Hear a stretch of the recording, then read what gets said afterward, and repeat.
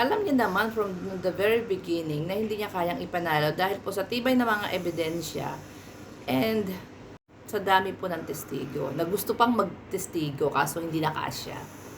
Alam niya kaso nag-ipon lang ng salapi ang abogado na ito.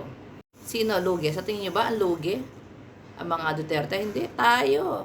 Saan ba galing ang pinambayad niyan? Malamang sa atin. 150 million monthly. 14 months po yan. Naka 14 months yung hinayupak na yan. Almost 14 months. O let's say sabihin natin 14 months. Magkano yun? 2.1 billion. Tumataginting na 2.1 billion. Hindi pa kasama dyan yung acceptance fee niya. Hindi pa kasama yung acceptance fee niya. Tumataginting na 2.1 billion po ang total na naibayad dyan kay Kaufman for almost 14 months. Sa tingin nyo ba sa mga Duterte galing ang salapi? Malamang sa atin. Kasi nga, mga bobo tayong voters. Kasi nga, mga panatiko tayo ng politiko.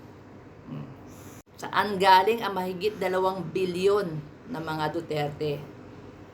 Bulag pa rin kayo? Ewan. Hindi ko alam kung ang tawag dyan is bulag or tanga.